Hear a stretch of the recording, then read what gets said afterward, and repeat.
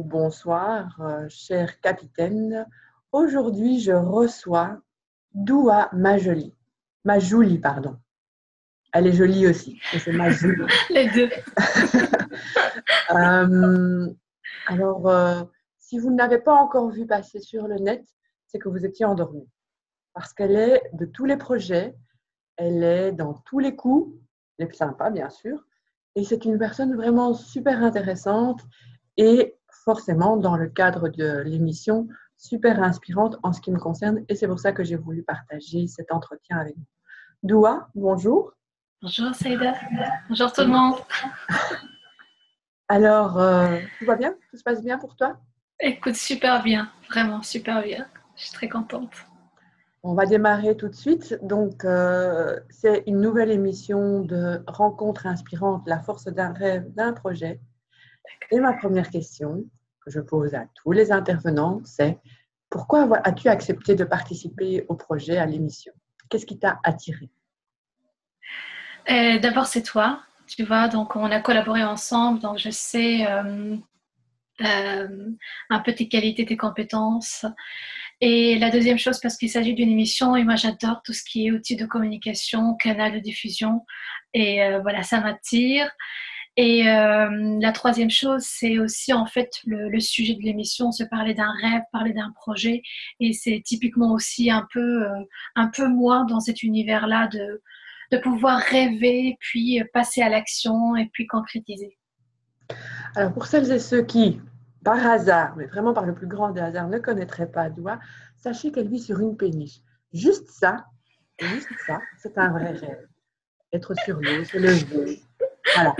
Vous voyez? Bon. Et comment as-tu atterri dans une péniche, Doua? C'est un rêve de Doua enfant. J'ai toujours en fait rêvé de vivre sur l'eau et d'être vraiment collée à l'eau.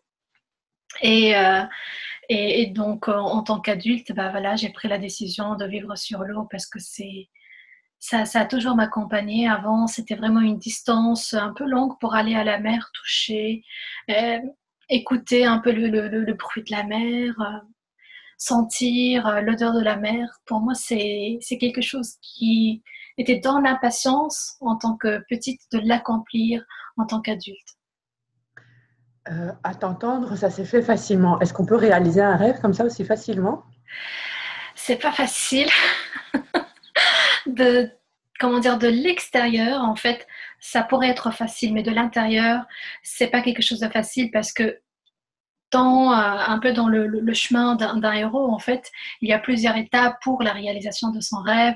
Il y a aussi un peu, tu entends l'appel, donc tu vas jusqu'au bout pour réaliser ton rêve, mais en même temps, il y a les gardiens du seuil, il y a ceux qui vont t'empêcher par amour ou pas, comme les proches, comme les Les amis. enfants ou voilà la famille, qui vont t'empêcher d'une manière ou d'une autre à ne pas réaliser ce rêve.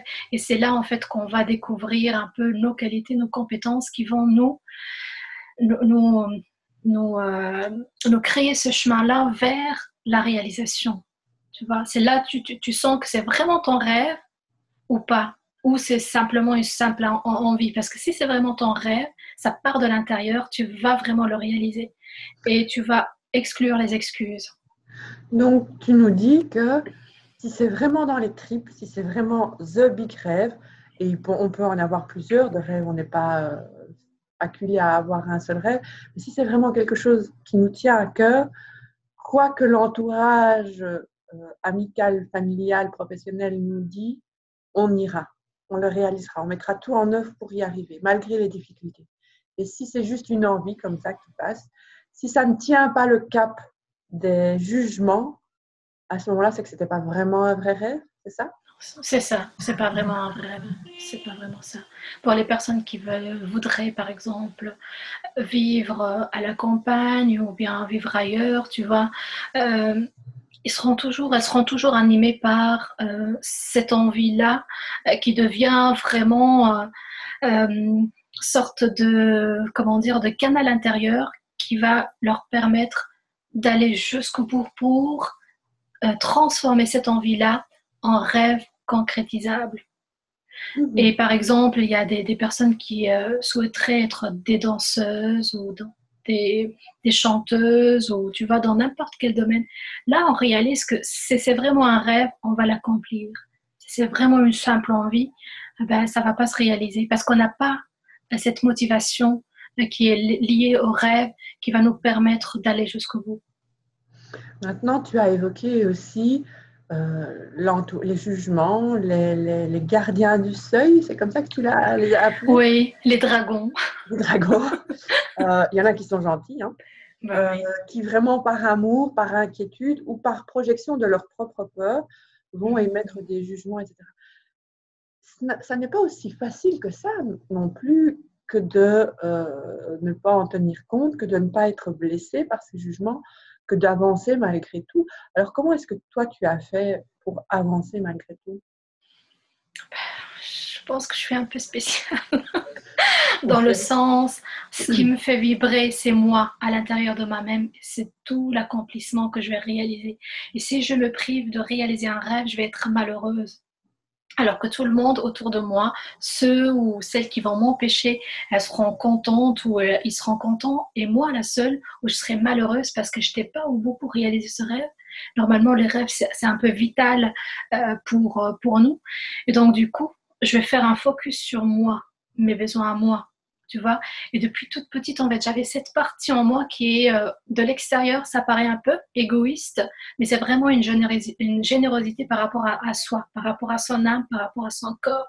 Donc, je choisis toujours les meilleures choses pour moi parce que quand j'aurai ces belles choses pour moi, je vais avoir l'énergie adaptée que je vais partager avec mon entourage ou bien avec ma famille ou avec les gens avec qui je collabore, tu vois. Si moi je fais pas bien, mais certainement mon énergie va affecter l'environnement qui est autour de moi.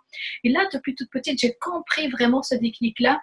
Au centre, c'est d'abord soi pour pouvoir après partager ça avec notre entourage et puis la famille, puis les amis, puis les collègues, etc.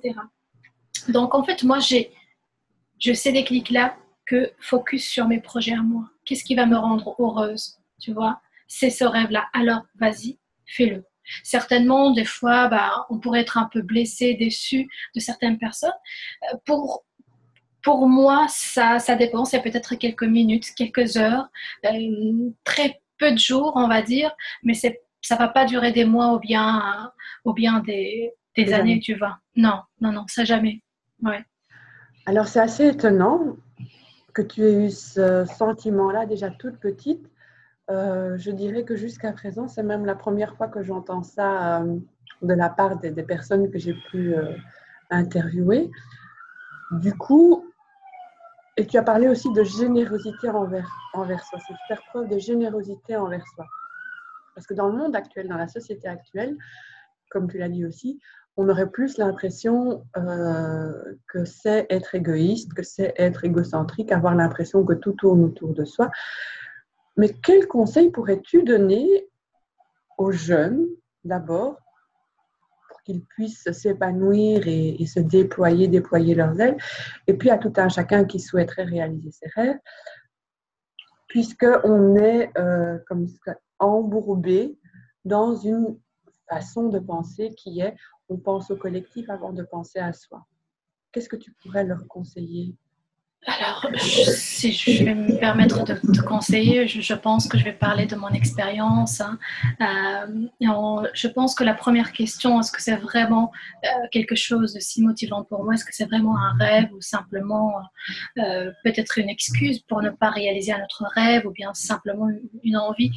Qu'est-ce que je veux exactement? Tu vois, qu'est-ce que je veux et pourquoi je le veux? Pourquoi si c'est important pour moi? Si c'est important pour moi, je vais trouver en fait tous les moyens et l'univers aussi va m'amener vers ce chemin-là de me mettre en contact avec des personnes pour réaliser ce rêve. Et ça, c'est assez hallucinant parce que chaque fois pour moi, ça se vérifie.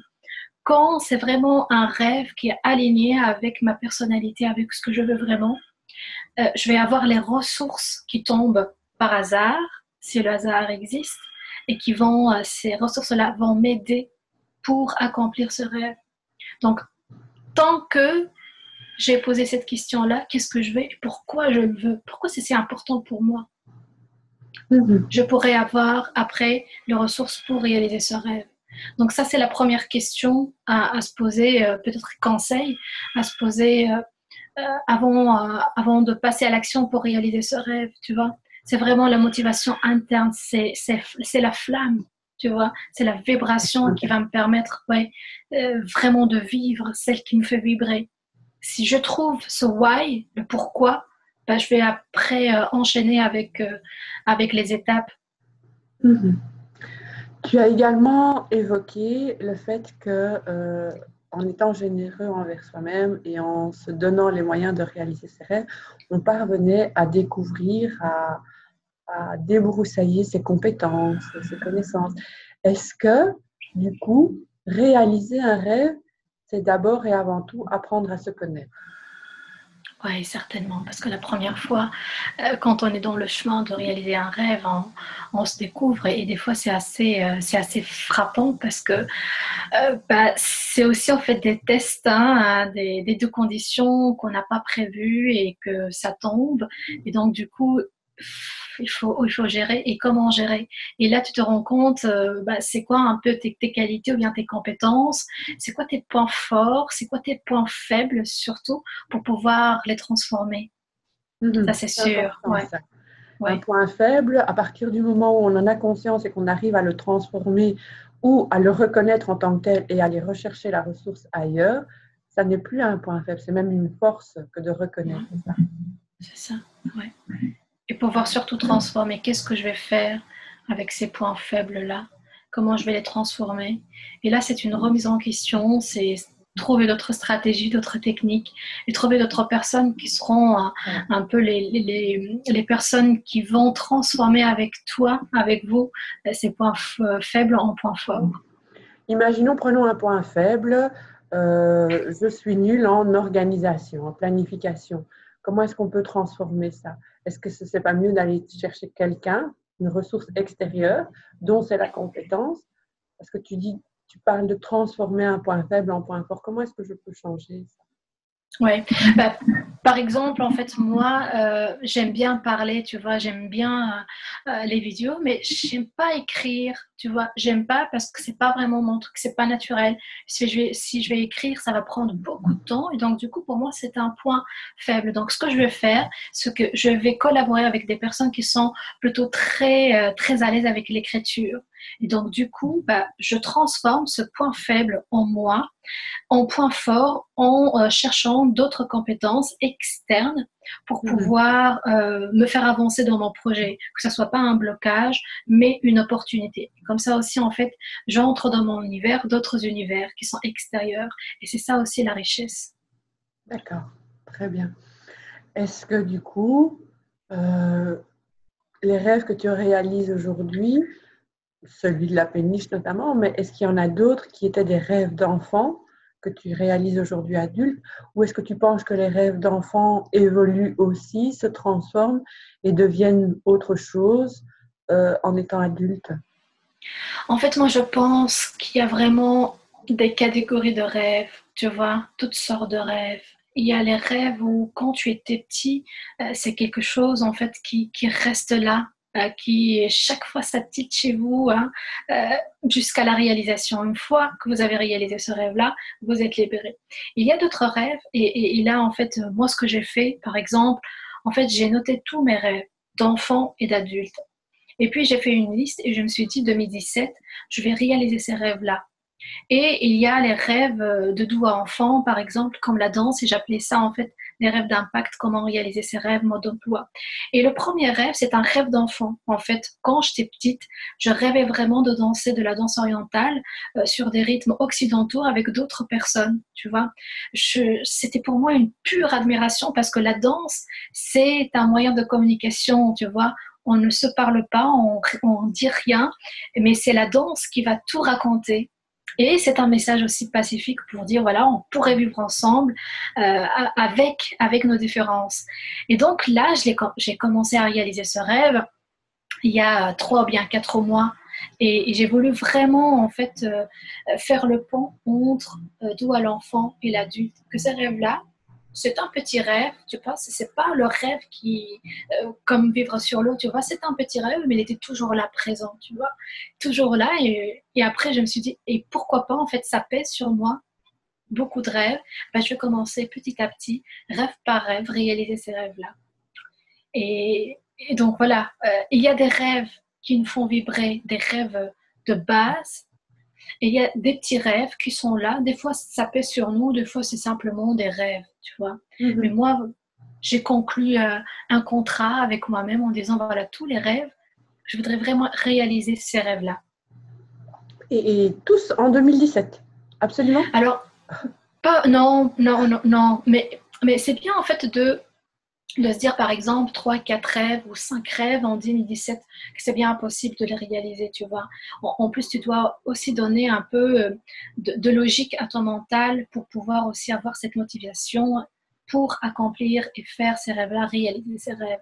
Donc, j'étais aussi dans mon côté pragmatique, logique, de pouvoir sélectionner des rêves dont moi je suis capable de le faire parce que le but n'est pas de créer des barrières, de faciliter et d'avoir des rêves fluides dans leur réalisation. D'accord. Et est-ce qu'on peut savoir combien de rêves tu as notés sur cette liste? Est-ce que tu en as une idée toi-même? Écoute, je pense une cinquantaine de rêves, tu vois, une cinquantaine de rêves, ouais.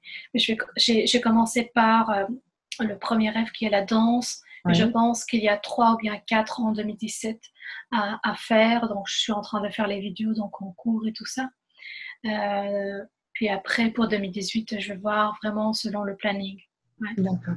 Et est-ce que tu peux partager avec nous un des rêves les plus fous de ta liste? Vraiment, je sais pas moi, je sais pas, être avec des alligators ou je sais pas, un rêve fou. Ah ben, je pense en fait que pour moi, la plupart de mes rêves, ce sont des rêves de réconciliation. Tu vois, ce sont des rêves qui font du bien à mon âme, à mon corps. Et ce sont plutôt d'ordre un peu émotionnel qui pesaient sur moi vraiment. Et que pour moi, c'est le temps pour se libérer de ces rêves-là. Il y a des rêves comme vivre sur la péniche, c'est fondamental, c'est vibrant chez moi. Donc, on voit concrètement la réalisation, c'est matériel, c'est dans la matière. Il y a des rêves qui sont plutôt ancrés dans l'âme. Et je pourrais partager avec vous le rêve suivant, en fait, c'est que quand j'étais petite, en fait, à l'âge de l'adolescence, au collège, j'étais dans une classe où j'étais soit la troisième, la quatrième de la classe. Et quand j'ai compris, en fait, au bout de la deuxième année, qu'il faut réussir, qu'il faut être la première dans cette classe-là pour pouvoir avoir la récompense de la fin d'année, tu vois, et être devant tout le monde, waouh, Doua, la première, tu vois, sur la classe et tout ça. Quand j'ai réalisé ça, ma dernière année, bon, j'ai fait tout en fait pour réussir et être la première pendant les 3 trimestres. Donc j'ai travaillé à fond, avec plaisir, mais en même temps avec la certitude que je vais être vraiment la première. Et donc j'attendais mon bulletin. Et vers la fin, en fait, dans le bulletin, il y avait pas, c'était pas marqué que je vais recevoir, tu vois, la récompense alors que j'étais la première. Donc, j'ai rien compris. Et toute l'année, en fait, j'ai travaillé et surtout, en fait, j'ai préparé une robe en jeans qui était un peu chère, que j'ai acheté avec mon argent de poche pour pouvoir la porter le jour de la fête, hein, devant tous mes professeurs, ma famille, tout ça. Et des sandales, tu vois, et voilà, des trucs pour les cheveux, machin. Et mais cette robe, en fait, je la regardais tous les jours dans mon armoire. C'était une robe en jeans, tu vois, avec des boutons et tout ça. Je la regardais tous Mhm. les jours.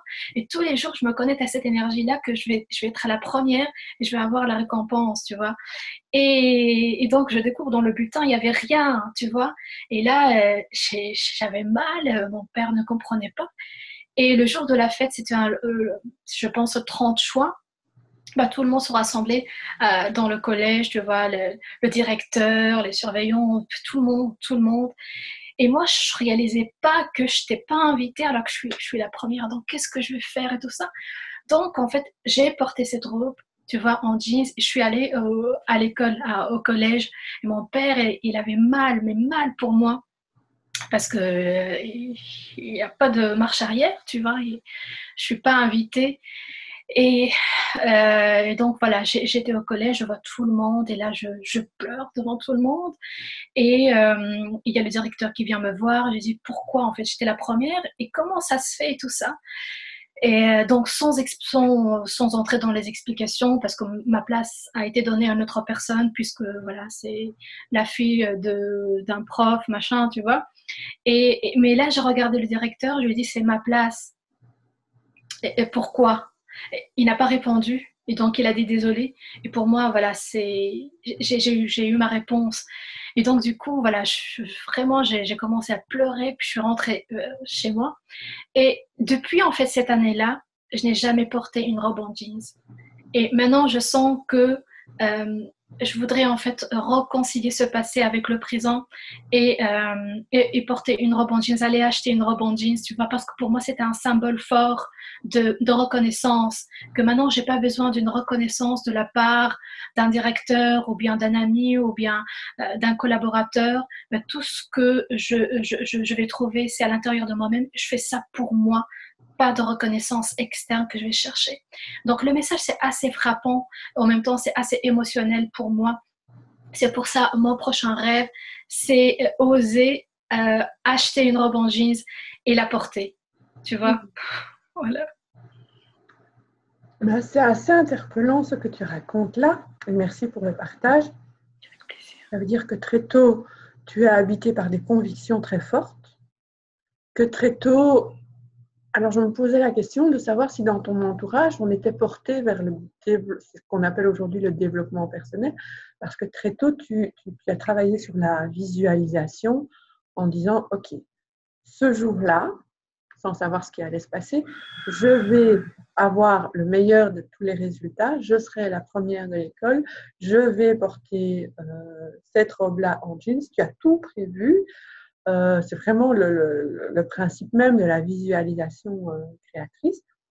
Et en plus de ça, tous les jours, tu te connectais à cette énergie, à cette énergie de réussite en regardant ta robe. Alors du coup, je me posais la question, est-ce que tu as grandi dans un environnement qui poussait à ça, ou est-ce que c'est possible de ne pas être entouré par des personnes qui pensent comme nous et de toute façon y parvenir? Alors, pas du tout. Pas du tout, pas du tout. C'est pas du tout un entourage de développement personnel. Mais je pense que c'est quelque chose qui est aussi né avec moi, qui est fort, fort présent depuis toute petite en fait. J'ai cette forte capacité de visualisation. Après, j'ai compris que c'est de la visualisation. Mais moi, en fait, c'était dans mon univers, c'était de l'imaginaire possible.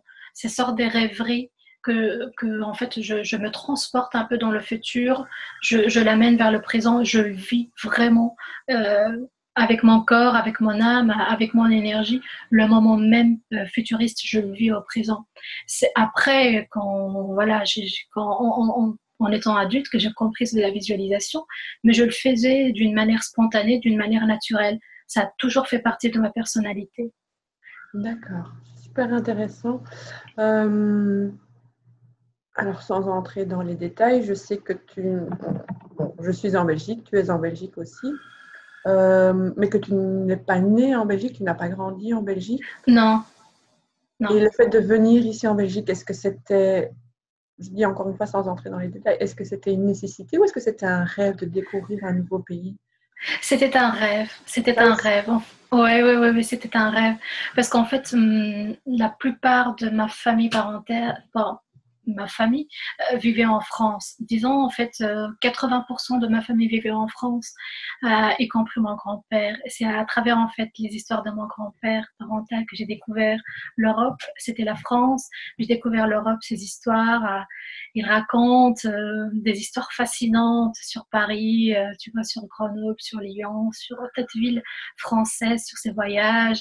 Il, euh, il me transportait vraiment dans ces histoires, avec la saveur, avec l'odeur, avec le parfum, avec les motifs, tu vois.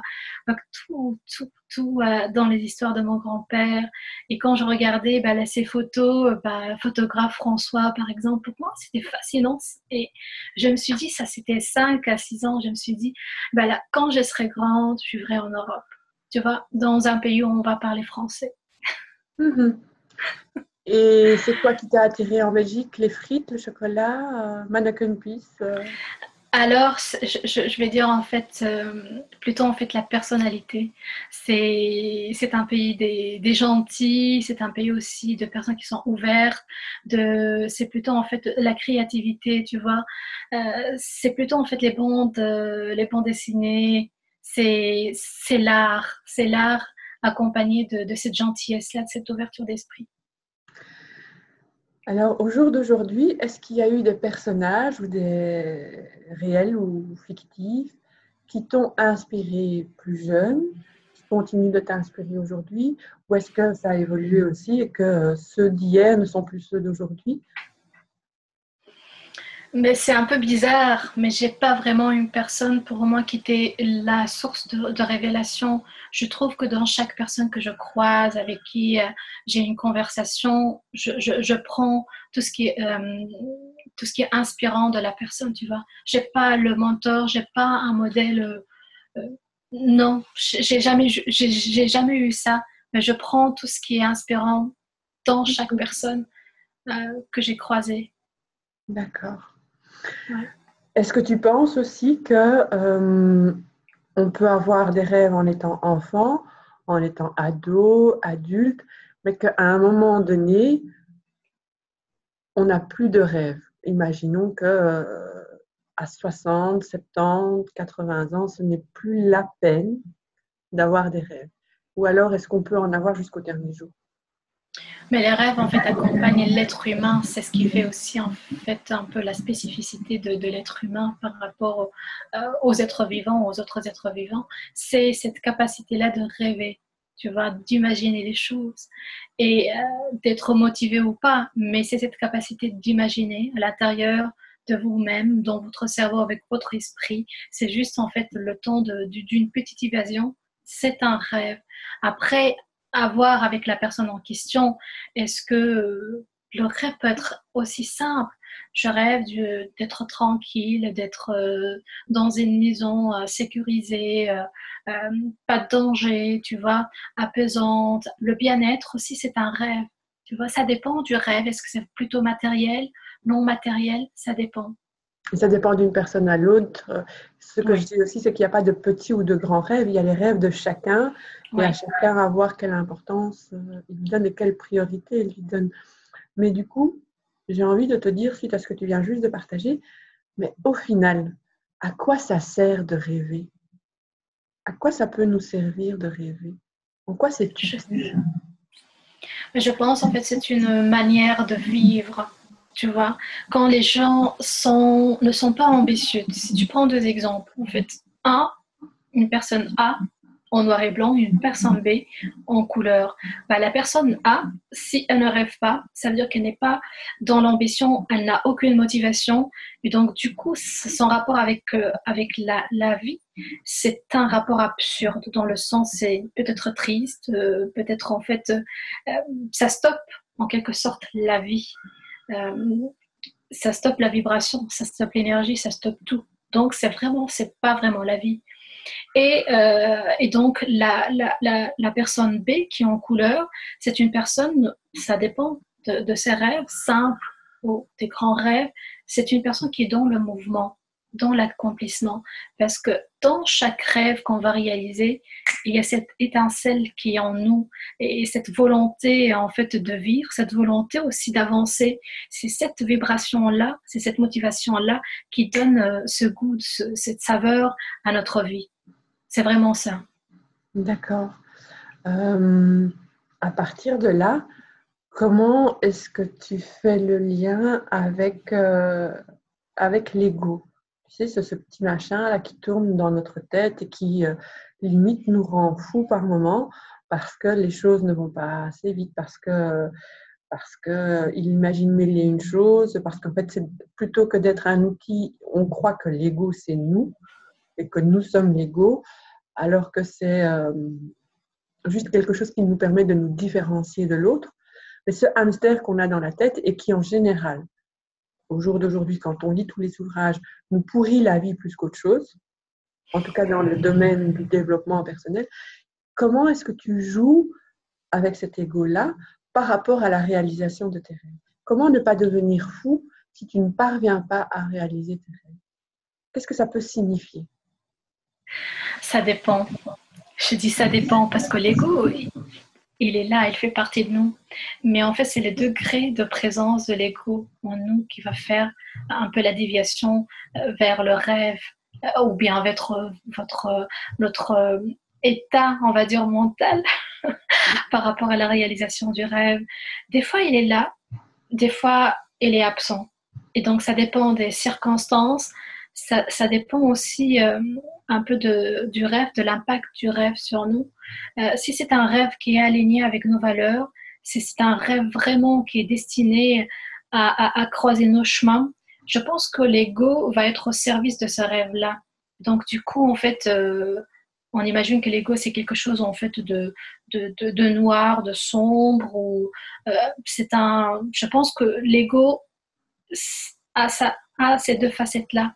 À vous de voir, est-ce que c'est plutôt positif ou bien est-ce que c'est plutôt négatif? Il peut être en fait comme des ressources internes chez nous qui vont nous permettre aussi de surmonter les freins et d'aller jusqu'au bout pour la réalisation de nos rêves.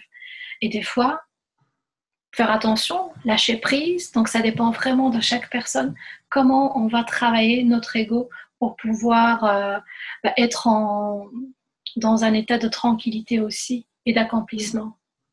D'accord. À plusieurs reprises, tu as fait référence aux valeurs. Qu'est-ce que ça signifie pour toi avoir des valeurs? Et peut-on connaître les 3-4 valeurs principales à tes yeux? Les valeurs, ce sont les reflets de ce qu'on aspire et de ce qu'on met en fait, de ce qu'on partage dans le monde, dans l'univers. Et ça dépend en fait des valeurs dans le sens où si par exemple moi j'aime bien les valeurs du partage, de la sincérité, loyauté par exemple, ce sont des valeurs qui me parlent beaucoup. Donc du coup en fait je vais attirer vers moi les gens qui ont ces valeurs-là. D'où l'importance d'avoir des valeurs qui ressemblent à nous. C'est pas uniquement des valeurs qui sont des valeurs qui sont pas vraiment des valeurs qui nous parlent. Hein. Et comment dire, cette attirance-là va aussi contribuer d'une façon directe ou indirecte à rendre le monde meilleur. Si par exemple je prends dans mon lieu de travail, mes collègues, on a certainement un point commun avec ces valeurs-là. D'où cette importance de travailler ensemble. Parce que je me sens en confiance si, par exemple, je travaille avec Saïda, je travaille avec Martine. Parce qu'on a, tu vois, un point d'intersection avec les valeurs. Et du coup, par exemple, avec d'autres personnes qui ont d'autres valeurs, je vais prendre aussi de la valeur de Martine ou de la valeur d'Aurore ou de la valeur de Lara, etc. Donc tout, c'est vraiment une sorte de sphère, les valeurs. Et je pense aussi ça dépend de notre phase, notre cycle de vie. Tu vois, je pense que petit, on avait certaines valeurs. Étant ado, la même chose. Adulte, la même chose. Étant dans une phase d'entrepreneur, sans job, hein, on a des valeurs. Après, si on est chef d'entreprise, s'il y a d'autres valeurs. Donc, ça dépend de chaque cycle de notre vie. Donc, tu penses que les valeurs peuvent évoluer, que Oui. ce n'est pas une identité permanente? Je pense qu'il y a 1, 2, 3 valeurs qui sont toujours là. C'est vraiment ce qui fait la caractéristique de la personne. On retrouve depuis l'enfance les mêmes caractéristiques, les mêmes valeurs chez la même personne. On est né avec ces valeurs-là. Il y a d'autres valeurs qui évoluent selon les cultures, selon les pays, selon le travail, selon l'entourage aussi. Donc ça évolue. C'est pas quelque chose de stagne. Qui reste, comment dire, non touchable. Mhm, mhm. Alors, tu es également architecte d'idées. Oui. Est-ce que ça ne facilite pas un peu la vie d'être architecte d'idées pour réaliser ses rêves? Énormément. Bah oui, parce que dans l'architecture, il y a les fondements, il y a la beauté, il y a la base, il y a les calculs, il y a la logique. En même temps, c'est fascinant quand on pense à l'architecture, les grands monuments, Tour Eiffel, etc. Ça, c'est de l'architecture. Et dans l'idée, il y a les rêves, il y a les valeurs, il y a les motivations, tu vois. Euh, il y a la conception, le faire de se laisser aller dans les rêves pour pouvoir après les concrétiser avec l'architecture, avec la logique. Oui. Un autre de tes rêves, bon, c'est passé en commentaire, c'est que tu as fondé Miss Marketing. Oui. C'est un autre de tes rêves. Donc, c'est vraiment, enfin, c'est assez chouette de te côtoyer, d'apprendre à te connaître parce que finalement, tout dans ta vie est réalisation de rêves. Tu, tu as rêvé de venir en Europe, tu es en Europe, tu as rêvé de vivre près de l'eau, si pas collé à l'eau, tu es sur une péniche. Tu es architecte d'idées, ça te permet par rapport à tes rêves de revenir à une base plus pragmatique et plus concrète et d'avancer, mais de leur donner toute leur beauté, de les magnifier, de les sublimer. Tu as créé Miss Marketing. Quelle est la part de rêve dans Miss Marketing? Quel est le rêve que tu réalises avec Miss Marketing? Mais disons, pourquoi j'ai fondé ou bien j'ai créé Miss Marketing, c'était qu'avant, je cherchais des endroits, des réseaux féminins ou pas, pour pouvoir être visible, pour pouvoir communiquer, montrer dont je suis capable et partager mes rêves et partager mes réalisations. Et c'était un peu difficile parce que c'est un peu difficile, ça prend beaucoup de temps. Et moi, je suis très dans l'intuition, je suis très créative, je suis très rapide aussi. Donc, il y a une part, ma polarité masculine est fort développée, ma polarité féminine aussi, qui est la réflexion, la méditation, tu vois, l'intuition. Mais tous les deux sont très, très développés chez moi. Et à un certain moment, je voulais vraiment être très visible, surtout ici en Belgique, à travers les réseaux. Et je trouvais en fait que c'était un peu long et que c'était pas vraiment ce que moi je voulais. Et du coup, je me suis dit, quel est le meilleur média qui va refléter ma personnalité et qui va partager avec cette accélération, mais cette efficacité-là de mes projets et les projets d'autres personnes, d'autres entrepreneurs et d'autres femmes. Et du coup, c'était ça en fait le déclic de se dire, ah ben voilà, je vais créer le média idéal pour pouvoir partager les projets des entrepreneurs avec une vision bien spécifique qui n'existe pas encore. Et que cet angle de vue, moi, je voudrais vraiment mettre en lumière ces compétences-là. Et c'est vraiment, comment dire, un peu la souffrance de ne pas être visible qui m'a amené vers créer un média visible qui prend la visibilité, d'où la création de Miss Marketing, un média avec plusieurs canaux de diffusion. Donc, il y a le magazine, il y a la web TV, il y a la radio, il y a bientôt d'autres projets. Donc, c'est fascinant. Chaque fois, ça évolue. Est-ce que tu arrives à respirer entre tous tes projets? Écoute, je ne sais pas. Je pense que cet été-là, c'est vraiment quelque chose. C'est de belles choses qui arrivent. Hein. C'est Oui. vraiment de belles choses, mais c'est un rythme très accéléré, surtout en fait cet été-là. Et ça me plaît. Ça me plaît. Je ne peux pas m'empêcher de rêver. Je ne peux pas m'empêcher de penser, de faire la conception. Tu vois, c'est quelque chose qui fait partie de moi, tout en étant depuis toute petite, en fait, je suis très énergétique, je suis très dynamique, tu vois. Donc, j'ai pas la solution. Si vous Ah, connaissez une solution, je suis preneuse. mais qu'est-ce que je voulais dire d'autre? Est-ce que te lancer comme ça constamment, de ce que j'entends, en tout cas dans la réalisation de tes projets, de tes idées, etc., est-ce que à aucun moment tu n'as eu peur de ne pas y arriver? Est-ce que ça t'a un jour traversé l'esprit? Ou est-ce que tu as toujours été convaincu que ouais, ce serait bon, que la ligne d'arrivée, tu l'aurais? On va dire en fait que le mental va essayer de faire en sorte que je vais avoir plus de doutes, pour la réalisation de mes rêves.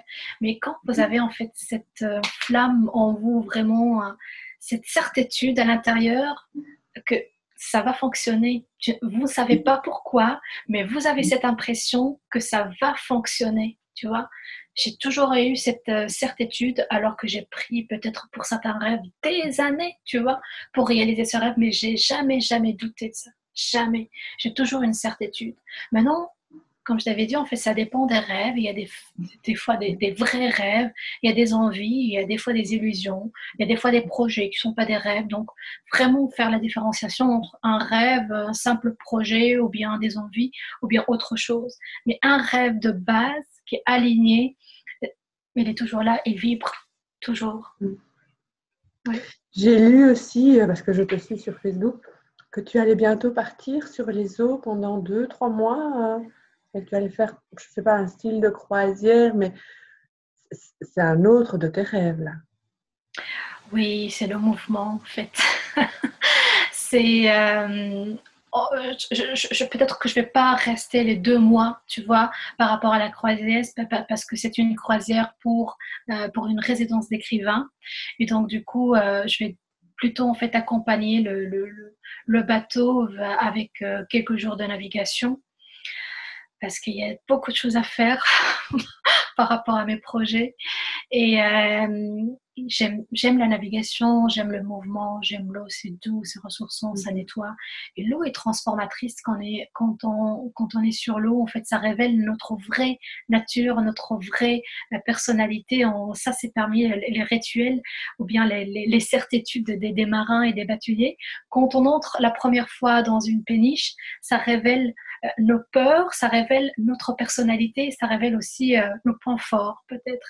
Et quand une personne entre, on dit waouh, c'est grand, waouh, c'est lumineux, waouh, c'est chouette, ça révèle que cette personne-là, elle est positive, tu vois. D'autres personnes vont se dire ah oui, ça bouge, j'ai peur ou autre chose. Ça révèle aussi les projections des personnes. D'accord. Et donc pour moi, c'est vraiment gai de vivre des moments de navigation, mais surtout les moments de navigation, ce sont des moments de créativité, de création. D'accord. On arrive à la fin de l'entretien, Doua. Tu vois, Okay. Il était nécessaire que je mette le timer parce que sinon, on est encore parti pour des heures de discussion. C'est fascinant. C'est tout à fait fascinant, super intéressant. J'ai moi-même découvert tout un aspect de toi que j'ignorais et franchement, je comprends pourquoi certaines personnes sont en admiration devant toi.